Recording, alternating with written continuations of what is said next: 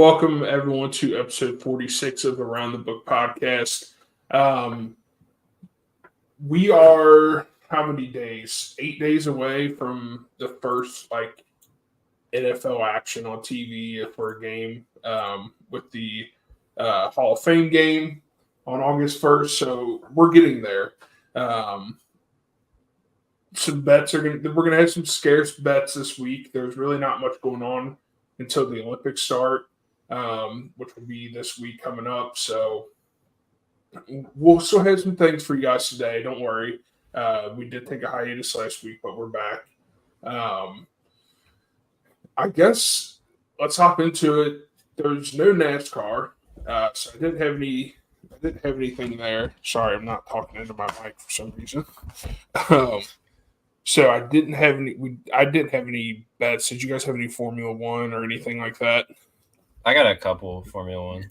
I don't have anything for motorsports this week. Okay. I do have a live bet though. Oh, you have the live. All right, yeah. Let's get your live bet. I was like, let's see what's going on live right now, and there are two baseball games right now with teams down by a run, in like the fifth and sixth inning. I'm taking White Sox money line at plus 325. They're down one run in the top of the sixth. Oh shit! It just closed. You can still get it. So White Sox plus 325 down a run at the top of the sixth, bottom of the fifth in the Diamondbacks Royals game. The Diamondbacks are down a run to the Royals, and it's plus 190 money line for them. And I don't think I mentioned it, but the White Sox are playing the Rangers. So I'm betting on both those teams to come back down a run with like 3 innings left. Yeah, I like that. I was looking at a couple of those, especially the Diamondbacks. That one just seemed like it could be a good plus money to hit on. Yeah, the parlay is plus 1089. Dang. Yeah, for 2. Yeah. Oh, wow. Did it not? Oh, it just went to 370 for me, for the White Sox. Yeah, same here. Yeah, it keeps jumping around. Yeah. It is the White Sox, but that's pretty solid for just being down a run. Yeah. Especially the Rangers, who haven't really been that great this year. All right. Yeah, I lost all my money this past weekend, except for, I think I have like $1.50 sitting in my account. And I was going to put like some crazy parlay in, but I totally forgot to do that. So, yeah. Honestly, probably better. Now I can keep my $1.50. I've had that a few times where I'm just like, I'm not going to refill this balance. And then I get a magical, like, I'll put $1 down and get $20 back somehow. That's the best. And then I'll like boost my account up, and then I'll be right back to $1.50 like 2 weeks later. Yeah. I was at like the opposite point where like I was a couple weeks ago, I was close to like maybe cashing out some of like my balance. I got up like a little over 100, and then the Open last week absolutely murdered me. Yeah. I thought I was so like my like top 20 parlay and like a lot of my picks heading into the Open like fell apart really quick. But then after Thursday, I saw Shane Lowry was like looking good. I was like, out of the names up here, I think it's going to be Lowry. I threw $20 on him. Yeah. I threw 15 on him. And then he just Saturday rolled around and he just fell off a fucking cliff. Everything went so bad for me to start the weekend, and then I checked like halfway through the round on Saturday. I woke up and I looked, and I think he was up. I think he was 8 under, and second place was like 6 under. And I started feeling good, and then from there it just went straight downhill. Yeah, he still did pretty well, I think. But, he finished 6th. Yeah. But yeah, it was a dark weekend for me. Golf's been rough, and now we're at like no majors till next year. Yeah. Now we got the 3M Open. Yeah. Oh, I got some 3M Open picks. Jake, let's hear your Formula One. Sorry about that. Oh yeah. Good. I only got a couple. I took.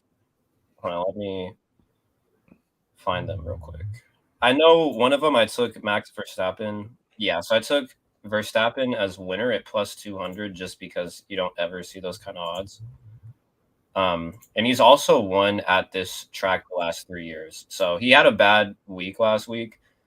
And he hasn't won for 3 straight weeks, which wouldn't be news if it was any other racer, but for him it is.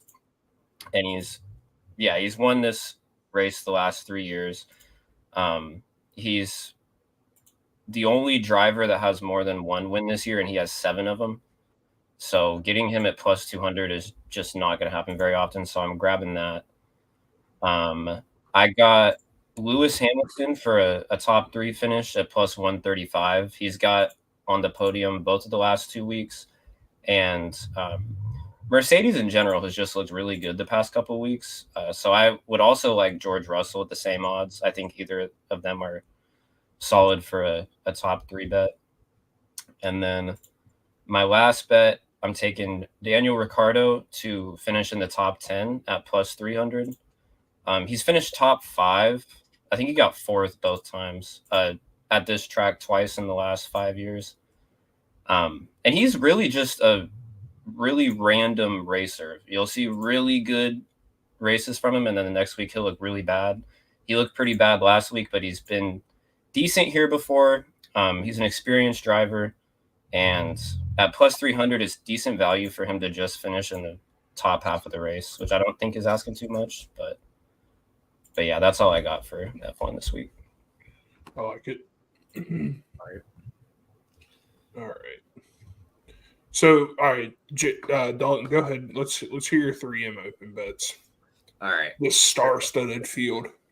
It's actually not too bad. Not that bad, but I mean, Finau is your like star guy that you're trotting around for this. And I'm not even touching him. But I mean, like I did, and I shouldn't have. I knew as soon as I placed the bet I am that too. it was dumb as hell. I just get it. I have a winner pick, and then I have a 3 to finish top 20 parlay. So Yeah. all right, winner this week is another. I think he's not a huge name yet, but he is making his way there right now. And it's Akshay Bhatia at plus 2,000 to win outright. He just plays really well. And for a course like this, I was reading up on it. Ball striking and putting. And out of this field, it's hard to find someone that hits the ball that is better ball striker and putter than Bhatia. So I think he's gonna, and I mean I think he already has a win this year. I like him. I like him to win this one as well. Excuse my lights. Hope didn't just give anyone a seizure from that.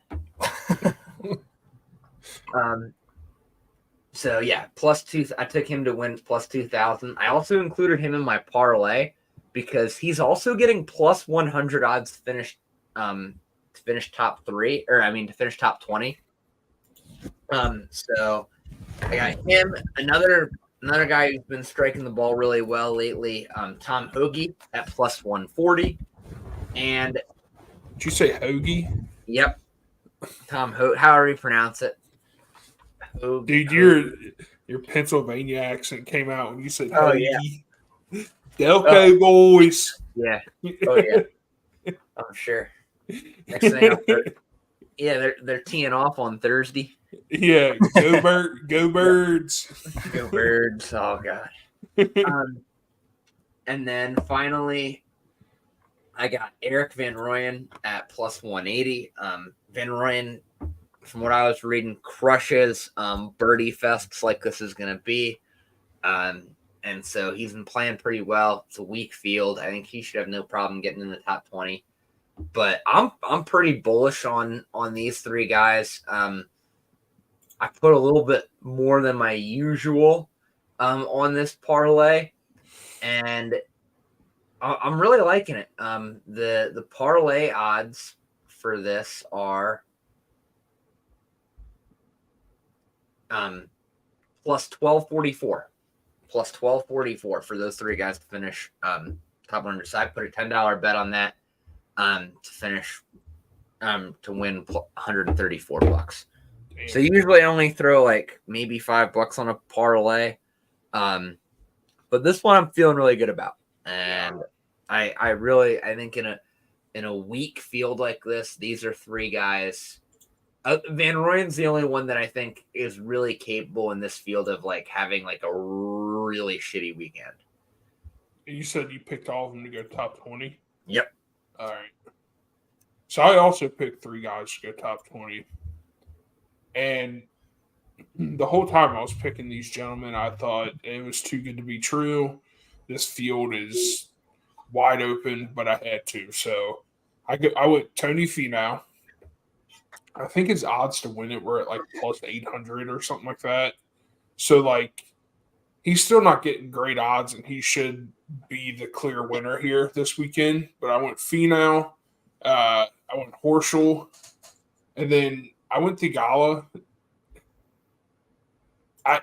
I don't know. I just felt these three guys should be able to finish top 20 in this field. If you do go those three guys, it's at plus 787. So I did just put one unit on this one. That's not bad. I like those guys. I like Theegala a lot. Yeah. Same. I think he's really underrated. Yeah, I almost went him to go top 3, but I haven't pulled the trigger yet. All right. I got a couple this week as well. I have 2 top 20 picks. The first one is Austin Eckroat at plus 200. He's been one of the hardest hitting off the tee, I guess you would say, in the PGA this year. He's been very good with his driver. I saw a tweet earlier today. I forgot who it was from, but it was talking about how Eckroat is very good on greens that are similar to the one on this course. I don't really know much about this course or about golf in general to like verify that, but I have seen some positive chatter from him this week, and he's been playing pretty well recently. So at plus 200, it's a little bit more of a long value for a top 20, but again, it is a weaker field. So I think if there's some guys who are on the outside that are going to sneak in, this would be the weekend to do it. And with that in mind, I'm also taking Andrew Putnam to get top 20 at plus 300. Last year at this tournament, he finished 11th. So he's been able to get in the top 20 on this course before. And he finished top 20 last week when he had odds that were over 400 to finish top 20. So he's been able to defy long odds recently, and he's played well at this course. So at plus 300 with a weaker field, I feel pretty confident about that. And then I did take Tony Finau at plus 1100 to win, just because I feel like tournaments that I see him win are kind of ones like this with weaker fields. Like this is kind of his time to shine. And I think when you look at the odds, he's first, or on DraftKings at least, he's first at 1100, and then next is Sam Burns all the way at 1800. So it's still pretty good odds, but he seems to be like the clear kind of favorite here. And I don't know. I just feel like this is a tournament that he would win, where it's just like lower competition. Yeah. And I think he wins tournaments like these, and that like when it comes to majors and stuff, it makes people prop him up a little bit more than he might deserve a little bit. But I don't know. This week, just looking at the field, it screams Finau win to me, even though I've been burned a lot betting on him. But we're going back to it once again. So yeah, dude, I'm right there with you. He's let me down so much. I know. But it's weekends like this where there's not really much competition that this keeps him relevant. He puts on a show, and then it tricks me into betting on him when there's more serious tournaments. Yeah, I agree. All right, so that's it for golf. Nothing crazy this weekend, so get ready. I mean, we're gonna have Olympic golf. I don't know when that starts exactly. Forgot that's a thing. Yeah. So cool. We'll have that. I I think that's where all the top golfers are right now. I would hope so. I think that's why this field is so. I haven't looked at it yet, but when I saw how God, yeah, bad that's the where field they're was, at. I was thinking that might be. I could be wrong though. I honestly forgot golf was. When I does that literally start? just pulled up the Olympic golf field for men. Thursday, August 1st is when it starts, and it's Oh yeah. Scheffler, Schauffele, Oh McIlroy, man, over. All right. That's where they're all at. I wonder where they're playing. Oh, it's good. We have Paris. we can cover that next Wednesday. Yes, It's perfect because it starts on Thursday. That's perfect. I'll just have to send them my picks. Yeah. So yeah, we'll have some bets for that next week. That makes more sense now. Yeah. I was about to say, like, they're this is playing bad. in Paris. Known for its golf courses. Yeah, dude. God. All right. Yeah. Oh, I just saw today. Oh, sorry, Casey. I didn't mean. No, go ahead. Okay. Go ahead. Speaking of things Paris isn't known for, I just saw for the surfing competition. I think they're doing it in like Tahiti or something. Are you serious? Yeah. That's I hilarious. saw something on Instagram about that. What? Where they're playing? For surfing, they're doing it in Oh. Tahiti for That's the wild. Olympics, which I guess makes sense because I don't think Paris is known for surfing, but Yeah. No, they're just going to create fake waves in the rivers and the streets. And is Tahiti like a? I assume Tahiti's probably a former French colony. Yeah, it would have to be, I feel like. That's hilarious. Yeah. That would be fun to bet on. Yeah. oh yeah, it was a Yeah. French colony. Here we go. There we go. There's your history lesson for That- today. That's social studies education. Yeah. Getting put to use. You don't just learn how to waste your money around here. You actually get an education out of it. Exactly. All right. So we'll keep going. I do have a parlay for the MLB for tomorrow. I have the Nationals Nationals plus 1.5 against the Padres. I think Dylan Cess is going for the Padres, so he's one of their bigger arms in the rotation, but I just have a feeling he's going to have a bad day. Nationals, a lot better team than what people were expecting this year. The Giants plus 1.5 against the Dodgers. Logan Webb's pitching for them. That's their big arm, so I think the Giants should be able to cover 1.5. And then I have the Braves money line against the Mets. The Braves are struggling right now. So it just makes sense for them to win this. So I took money line for the Braves. If you do all those together, it's a plus 448. So not a huge payout, but you can quadruple your money. So Nationals plus 1.5, Giants plus 1.5, Braves money line. I like it. I like it. Anyone else got any baseball for tomorrow? I got a couple. Sorry to maybe curse your bets, Casey, but I also have the Giants and Nats tomorrow. I took both their money lines. I think, I don't know. I don't know the stats on this, but I feel like every time I watch or see highlights of a Giants-Dodgers game, it's somewhat close. They're big rivals, so they pretty good games, and they got Logan Webb on the hill tomorrow. Yeah. The Dodgers, they're still good, but they've been slumping a tiny bit recently, so I'm going to take the Giants money line at plus 120.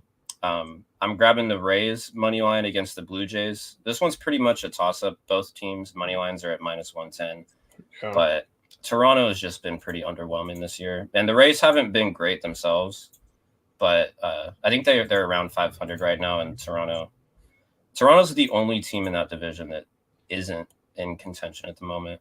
Yeah. And then I'm also grabbing the Nationals. I'm taking their money line just because I think 150 is pretty good value. Like you said, Casey, they have been even though they're not great, they've been a lot better than most people thought they would be this year. And the Padres are just super average. Yeah. So, I and agree. Cease is a good pitcher, but I don't know. Feels like a game the Padres can drop. And at plus 150, it feels like pretty solid value too. I'm going to give you a baseball stat also on this Padres game. I didn't bring this up, but I have to now. The Padres don't play that well in afternoon games, so that was also a factor in it for me. But that was just like a stupid like lizard brain thing of me to do. But that was Works for just me. yeah, it works for me too. So That's all you had to say. yeah. And then also, I take Ellie De La Cruz to get a stolen base every day that the Reds play. I just put a unit on it, and it usually pays out. It usually covers my losses for the day. So that's just a quick tip for everyone. He's got 51. I think he got 2 more today, so he's got 51. And there's 60-something games left, I think. So he's going to be stealing. He's trying. I don't know. Just take him to take a stolen base every time. I do have Canadian Football League bet. Yeah. I love how I got other people on this podcast to bet on the CFL. The Canadian Football League. Oh God. So I took the over 48.5 in the Saskatchewan Roughriders and Montreal Alouettes. And then I took over 51 in the Calgary Stampeders and the Ottawa Red Blacks.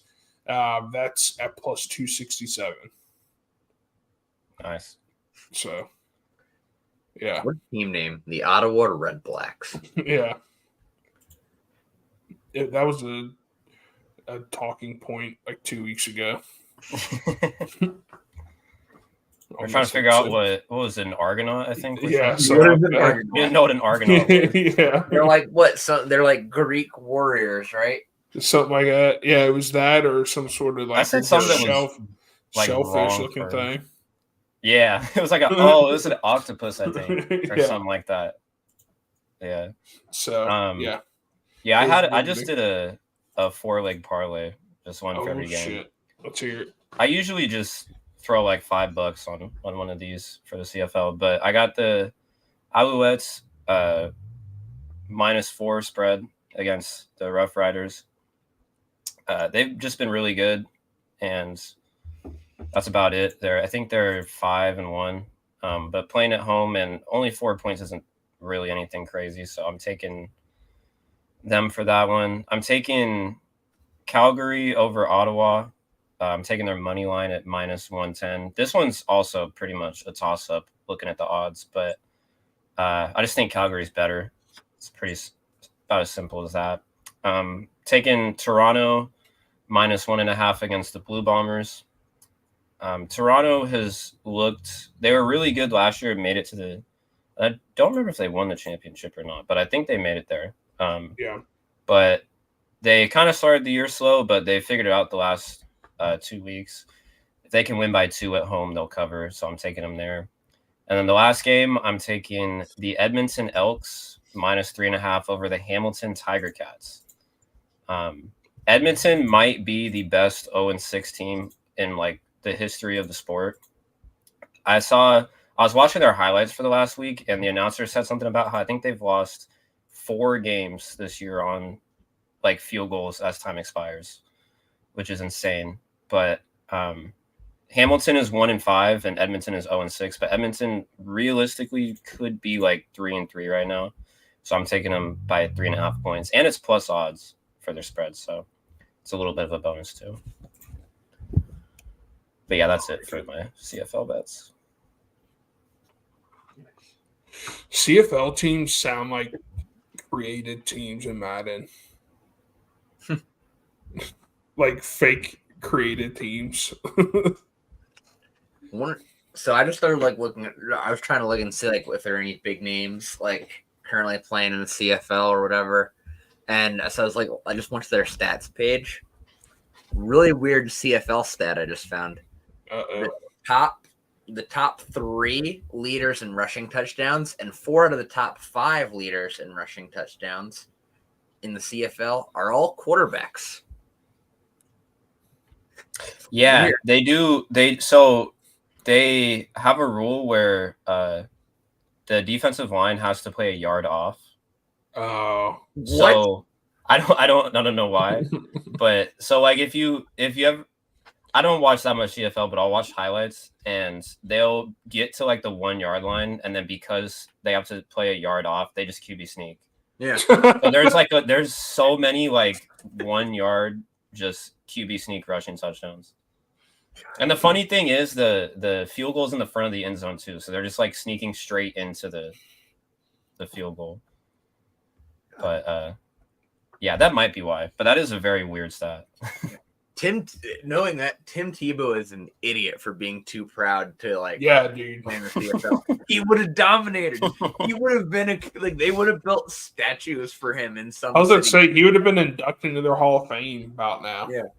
No, instead he chose to play minor league baseball. Yeah. And then that And didn't play work tight out. end for the Jaguars. Those highlights when he played tight end are Oh, God. hilarious. It was like he never played football before. I don't know how he got signed. Like I don't either. I don't. Urban, right? Yeah, I mean that. Okay, Yeah, that actually explains exactly how he got signed. but he was so bad that even Urban was like, "Dog, we can't do anything with Like, dude, you." you have Some no of the business blocks, doing this. like even like he never played the position. Like even with a football mind at a quarterback, you should be able to like know the small techniques of every position on the field. Yeah, Like, you know how to play I mean, it's just playing football. Like at the end of the day, and also like size wise, he was the size of an NFL tight end. Like he should have been able to like at least some he couldn't like, block.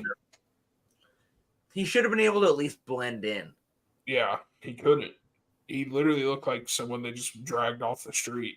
Yeah, like he could like he didn't even look like a practice squad guy. Like that's the thing. Yeah. Anyways, speaking of NFL, we do have a game, like I said, August 1st. I do have some action on it already. So the over-under right now is at 33. I just want there to be a lot of points, so I took the over 33, even though realistically, it's probably going to be the under because you're not going to see Caleb Williams. You're not going to see CJ Stroud in this game. You're not going to see all the flashy toys that both these teams have. So the points might be hard to come by, but I'm still going to wish for it. So I'm going to take over 33. And then I took the Houston Texans money line over the Chicago Bears at plus 105. I think the spread's like 1.5 maybe. So I was just like, let me take the plus money line on this. Yeah. I feel like preseason, it would always be a good idea to like just take the plus money because most of it is all backups anyways. Yeah. Exactly. Or you could bet on the Ravens who win like every preseason game. Yeah. Do you guys have any picks for that game yet? Now that I found it, I'm just gonna go Texans plus 105. Money line. Yeah, me too. Let's do it. All right. And we are officially degenerates. Yeah. Betting on the Hall of Fame game. The Hall of Fame game, which is like officially, I'm surprised they even have spreads for preseason games. That's got to be like a crapshoot. Yeah, I mean, that's why the spread's only 1.5. Yeah, I mean, it's a total toss-up. Yeah. So, it's a pro Houston Texans podcast until the regular season starts. Yeah. I did go ahead and take a winner for the 100-meter for the men's 100-meter for the Olympics, just because I'm afraid that you might have to be able to get this guy at these odds. After everything, now that I say this, probably something bad's going to happen, so knock on wood. But I did take Noah Lyles at plus 160 to win the 100 meter men's in the Olympics. I also took that. Yeah. I'm afraid what's going to happen is he's going to like go off in the freaking, I can't think of what the races are before, and the heats before to get to the final. And then like his odds are just going to plummet. So, yeah, I also like Sha'Carri Richardson in the women's 100 meter, but she's at minus 225 right now. Yeah. So I might maybe see if the odds change because it's not a very good value. Yeah. What else? If we're on Olympics, I got some I got some freestyle wrestling bets. Can you explain to people at home what freestyle wrestling is? So freestyle, not for me, but for the fans. So if you're familiar with, as an American, if you're familiar with, it's very similar to what you would see in college or high school here. Actually, women's college does freestyle rules. In men's in college and in high school, we have what's called folk style rules. Freestyle isn't a whole lot different, just a slightly different rule set and scoring system. But it's basically you get points for taking your opponent down and exposing your opponent's back to the mat. Those are the main ways to score. And you can also win by pinning your opponent. Won't see a ton of pins at this level though. But I got 4 bets individually, and I got a parlay at men's 125 kilos. I have Amir Zari from Iran at minus 180. He is the favorite. The U.S. and Iran are going to dominate men's freestyle wrestling this year, especially because Russian athletes are not allowed to compete in the Olympics currently for obvious reasons. Are they not doing the like federation of whatever like they did? Yeah. They did that at the 2023 World Championships for wrestling, and it did have a significant impact. The U.S. did not dominate the way they have for the last couple of years because there's been kind of a changing of the guard lately.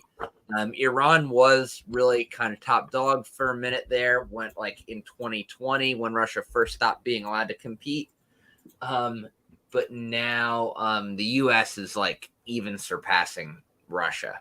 We're in a golden age of USA wrestling right now. However, I don't think the American representative at this weight class is going to actually win. I'm going with the Iranian Amir Zari because the American here is Mason Paris, and Paris is a really good wrestler out of Michigan. But he's really not the best wrestler the U.S. has at 125 kilos.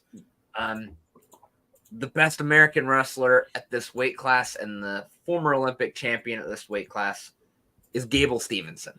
But problem is Gable Stevenson is currently, I believe, on an NFL preseason roster. He was trying WWE, and now I think he's going to try playing guard this year for, I want to say, the Vikings. It would make sense if it was Vikings because he went to Minnesota. But you'd have to fact check me on that. But I believe he's on a training camp roster trying to play guard in the NFL.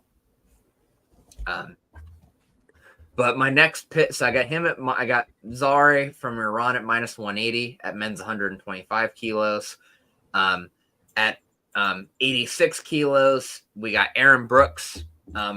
Brooks just beat out the most dominant wrestler in this weight class for the last several years, David Taylor, for this Olympic spot. So I think it makes sense that Brooks wins this. I don't think he's favorited right now because he hasn't technically ever wrestled Hassan Yazdani of Iran, but Taylor has dominated him, and he beat Taylor handily. So I like Brooks at plus 175 there. And then at 97 kilos, I'm going with a Bahrainian wrestler, Ahmed Tazudinov, at minus 155. He is the favorite here. He's one of these guys that is representing Bahrain, but he's really Russian. You're going to see that a lot at this Olympics. Guys that in the last 4 years have transferred to different countries if they have dual citizenship. It's a lot of your like Dagestani Russian wrestlers because a lot of them are Islamic. So they have dual citizenship in a lot of like Arab countries, for example. Kind of like Khabib, for those of you more familiar with like UFC. That'll make sense to you guys. So he's been one of the more dominant wrestlers at this weight for a while now, and I like him minus 155. And then finally, I got a long shot pick here. Kind of a long shot at plus 150. Spencer Lee to win men's 57 kilos.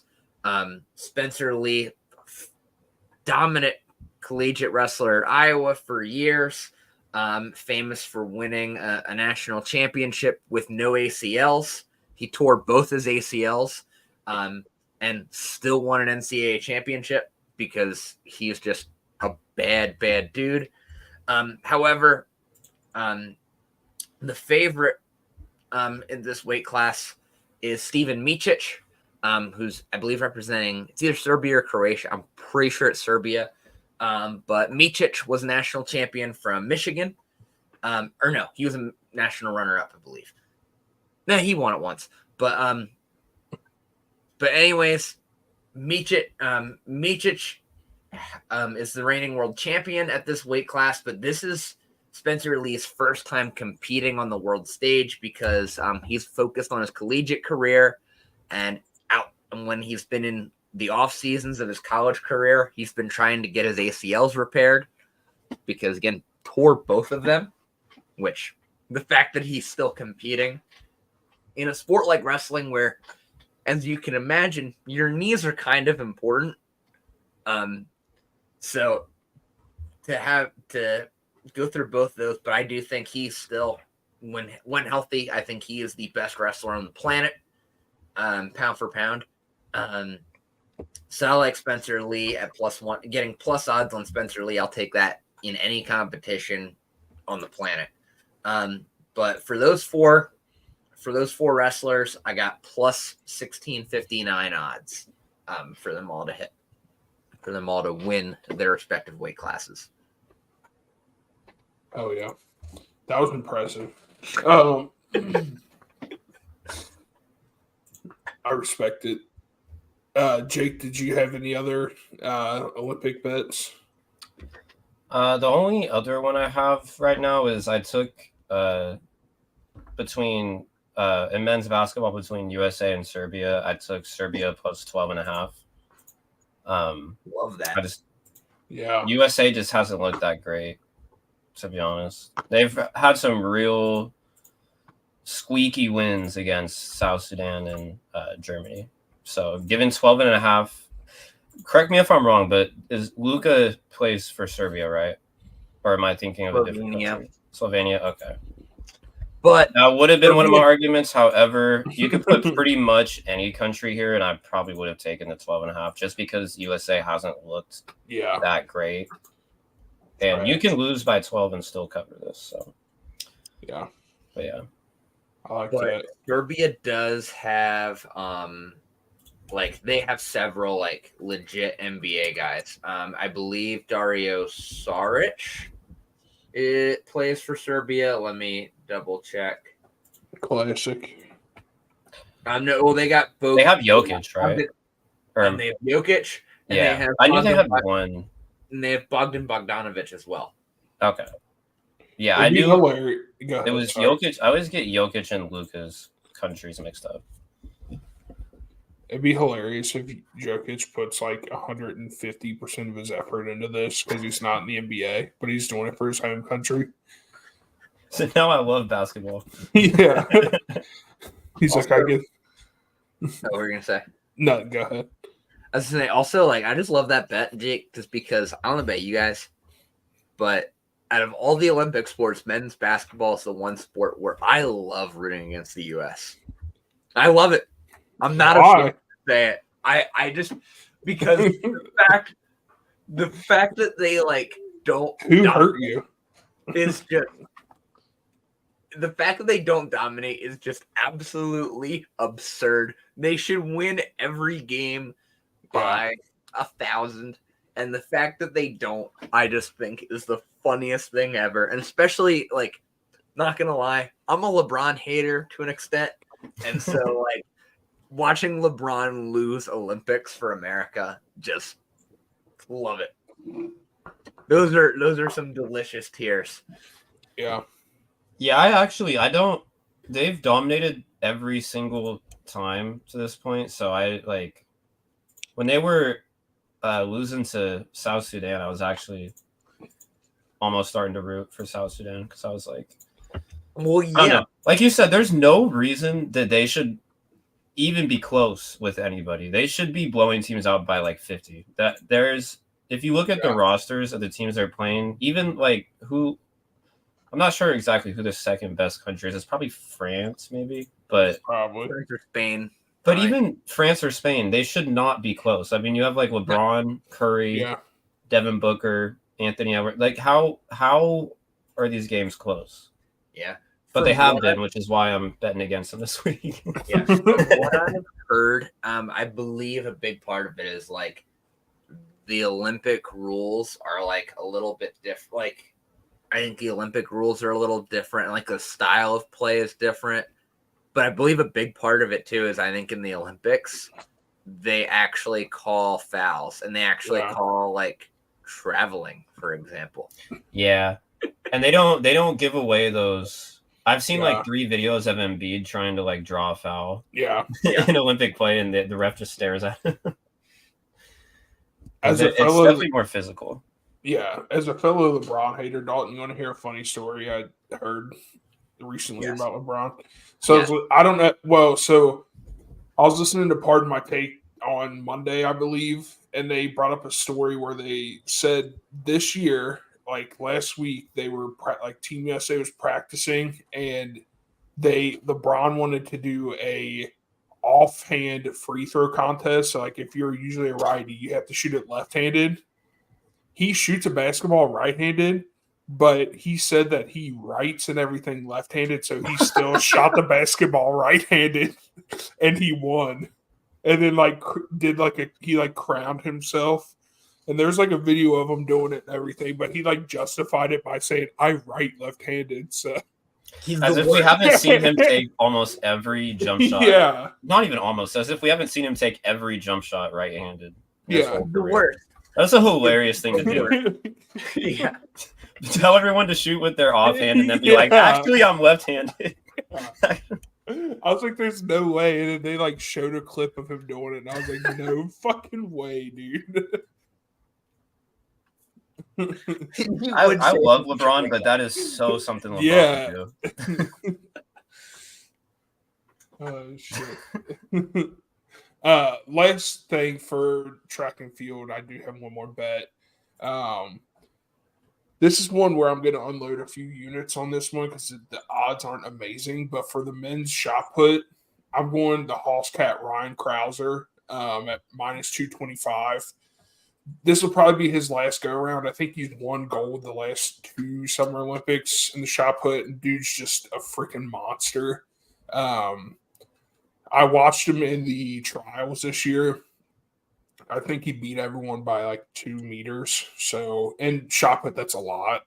So, I'm taking him to win gold at minus 225. So, what else do we have? I do have a couple NFL futures. So I'll do those real quick. I did pick 6 teams to make the playoffs. 3 AFC, 3 NFC. And they're all like your typical suspects. So I did Chiefs, Bengals, Bills. The Bills kind of scare me at making the playoffs. For some reason, I think they might not make it this year. I don't know what it is. I could be completely wrong, but I'm just getting a bad feeling about it. And then I picked for the NFC the Niners, Eagles, and Lions. All 6 of those make the playoffs at plus 502. So that's my first one I have. And then I did a 4 receivers to hit 1,000 yards or 1,000 plus yards. I did Scary Terry, Terry McLaurin, Jalen Waddle, Brandon Ayuk, which that one scares me, but I think if they can get a contract worked out for him, or if they can give him some sort of like, if you reach this milestone this year, this is what your contract's going to look like, kind of like a prove yourself year. And then I'm going Debo as well. So all 4 of those guys go 1,000 plus. It's at plus 2,557. What did those two do last year? Ayuk and Debo. Like, did they both hit 1,000 last year? Debo was so Ayuk did for sure, and then Debo. Hold on. Have they both been able to get to 1,000 yards? Oh Like, yeah, playing together. Have they done that? One second. So Debo had 892 last year, and he was hurt for, I think, 4 games last year, maybe. Oh shit! Yeah, so he was close. I didn't realize Brock Purdy was. Purdy had like, how many yards did Purdy have last year? Their offense was like that. Yeah. Kittle was close to 1,000. Jesus. Yeah. All right. So that's the only reason I'm taking it is because I think they both can hit it this year. Yeah, Purdy had 4,200 yards last year. All right. So. I apologize, Brock Purdy. I was not that familiar with your game. Yeah, dude. MB Purdy. I wouldn't go that far, but I should just stop shitting on him as much as I did. I almost took him to have most yards next year or this season, but I had to stop myself because I'm like, this is just my inner fan coming out, hoping that this happens. But those are my bets I have for this week. What else do you guys have? Dalton, do you have any political stuff for us? I do, but I also have some UFC bets as well. Oh yeah, we got a big UFC card this weekend. Decently big. Like there's I think multiple title fights. It's an England card. So I have 4 picks. I straight bet them, and I also parlayed them. So I got 3 picks, but I also parlayed them. So we got Patty the Batty taking on Bobby Green this week. I'm taking Patty Pimblett minus 102. For a guy that fights as well as Patty Pimblett does, in England, like it just basically a pick'em odds. I got to take that. And then we got a battle for the UFC interim heavyweight title fight. I think it's heavyweight, right? Not light heavyweight. Tom Aspinall and Curtis Blades. For that fight, I'm taking over 1.5 rounds at plus 135. That just, I don't know, getting plus odds for what I believe is a title fight going over a round. I get it's heavyweights. I get it's not going to go the distance, but shit, like it's 5 minutes. I hope Curtis Blades can make it 5 minutes. Yeah. And then finally in the main event, we got Bilal Muhammad taking on Leon Edwards. Leon Edwards is about as good as it gets right now. But Muhammad's been fighting really well, earned this title shot. For this one, I'm taking Bilal Muhammad plus 5.5 points at minus 110. So I was looking, I like Edwards to win the fight. But the money line on Edwards was pretty steep. Like, I think it was like minus 280, something like that. Let me see. Edwards is a minus 258 favorite. No value there. The over-under on rounds, I think it's going to go the distance, just the way Edwards fights and the way Muhammad's talked about not wanting. Bilal Muhammad has talked about wanting to torture Leon Edwards, not wanting to necessarily finish him quick. So I think this is going to be a very tactical point fight. And the over-under on the rounds, it's over 4.5 is at minus 220. Under 4.5 is plus 170.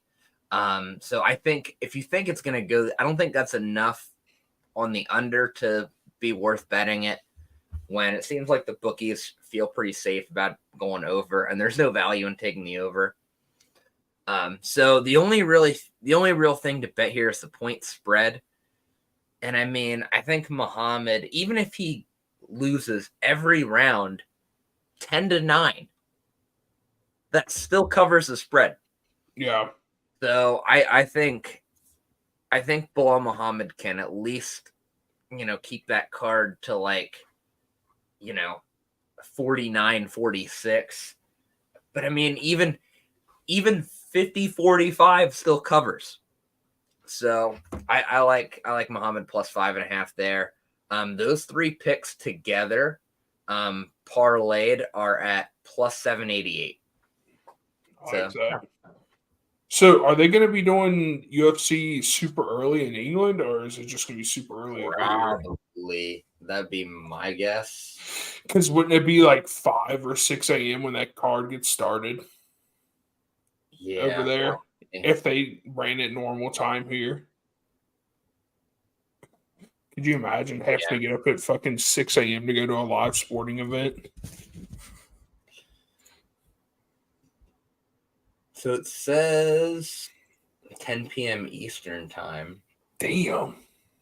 Or it says 10 p.m. I don't know if that's Eastern time or not. All right. Because that's like 3. What is it? Like 3 something now? 3:30 there now? In the afternoon or AM? AM. I think it's like 3 or 4:30 AM there. No way. Like, if they do that, I swear. Disgusting. That's what I'm saying. Like midnight by now. Yeah. At the least. Like, what's going to bring you in more money? It says it starts 6 p.m. Eastern. Like, I think that's right. Yeah, that'd be my. I mean, which I don't get, because I don't get how they wouldn't benefit from starting it a little earlier. On, like, you know what I mean? Like, nobody on the East Coast stays up to buy these fights. I never, like, if I bet on UFC, I never stay up to look. Yeah. I just look in the morning. I'm like, oh, did I win? Yeah. If I'm really interested in a fight and I somehow find a way to stay up, I'll watch the I'll watch it on a stream, because I know I won't stay up and watch the whole thing. Yeah. It's just too late at night to be able to to watch it. It's just it's absurd. When your main event doesn't come on till midnight. It's silly. Yep. All right. Anyone have Jake? anything? I don't have anything. Jake, you got anything? I'm all out. All right. I do have one. Oh, go ahead. One political bet. All right, let's hear it. I want to save that for the end. So we were talking about this like over the weekend when all the Biden news broke. Unfortunately, like right when it happened, you could get Harris to be the nominee at like plus 330. Unfortunately, Damn. she's now minus 5,000. So Yeah. because she's going to be the nominee. But the VP betting is really interesting. And I did place my bet. And I was kind of between two. I was down. So looking at the odds right now, you got Mark Kelly at plus 130. I believe he was at plus 150 little like an hour or two ago when I bet him. But we got Josh Shapiro at plus 285, Roy Cooper at plus 485, Pete Buttigieg at plus 90, and Andy Bashir at plus 1200. Some other names that have been thrown around are Gretchen Whitmer and JB Pritzker. They're both at plus 5,000. Whitmer has already said she does not want the nomination, which is similar to something that Gavin Newsom has said, who's at plus 8,000. Those seemed like the top picks originally, but they both have already said they don't want to be considered. And I think you're going to see that with anyone that has any 2028 aspirations, like a Josh Shapiro or even possibly an Andy Bashir. I don't think they're gonna accept the nomination unless they themselves really believe in Kamala Harris and believe that she can beat Donald Trump. And if they believe that she can win and be a two-term president, because otherwise you're better off just waiting until 2028 is kind of the political calculus. So out of those people, Bashir and Shapiro would make a lot of sense if they took the nomination. I don't think they will. So it comes down to someone that's really kind of like past their political prime age, that really isn't a rising star in the party anymore, but still is a safe name and in a swing, and that either helps out demographically somewhere or that can help win a key swing state. Well, that guy is Mark Kelly from Arizona. Right now he's at plus 135. Like I said, I got him at I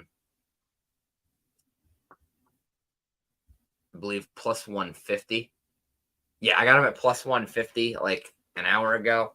But yeah, he can help her win Arizona, which she cannot win this election without Arizona. And he's an astronaut. It's a safe pick. Yeah. Safe pick. It really can't hurt you. But he's also someone, I believe Mark Kelly is like 60 something. So he's not like he's exactly 60. So if he was going to make a big run at president, it probably wouldn't happen any other way other than like maybe if he could do a Biden and ride someone younger like Kamala Harris's coattails for 8 years, and then run. But like he's not gonna rise up any other way. So I like him there at plus. Right now you can get him plus 135. I think even though he's the favorite, I do think he's the best value.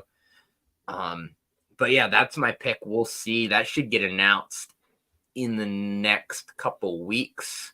I believe the convention is early August. But it might get announced before then. We'll see. But yeah, that's what I got. And that's all I've got. Quick update on my live bet. Oh, yeah. Not going well. Not going well. Yeah, I forgot how bad the White Sox were. Yeah. They're now down 7-2 to the Rangers. But I don't hate that because the Rangers are one of like two teams I still need to hit my division winner future. If the Rangers and Cardinals can come back in their divisions, my division winner parlay hits. Yeah. I'm 4 of 6 right now. It could happen. I'm still holding on to the LE most stolen bases. So, all right. 3 months left because baseball never ends. Yeah. All right. I think that's a sign to in the There we go. pod. The cat has spoken. All right. I've had to mute myself. She's over here just screaming. Oh, is that your cat? I thought that was Dalton's cat. No, I have myself muted for a minute. She's sitting here right next to me, just looking at me and yelling. I think she's hungry. Like, get off that damn computer. All right. So thank you guys for watching. We appreciate it. Next week, I probably won't be on. I'll be on vacation, but I know you guys will probably have an episode. So still tune in Wednesday, 9:30. We'll let you guys know if anything changes. Thanks again for watching. Good luck this week, and get ready because Thursday night, not tomorrow night, but the next Thursday night, we will have a football game that you can bet on. So, football on television. Yeah. The NFL variety. Yeah, exactly. It's not Canadian. That doesn't make you line up a yard off the line of scrimmage on defense. Yeah. Like an absolute pussy. It's going to be third string forward motion. Yeah, it's going to be third string guys that probably won't make the team, but hell, it's going to be the best football you've seen in the past few months. I'll tell you that. So, thanks again for watching. Have a good night, and see you guys next week.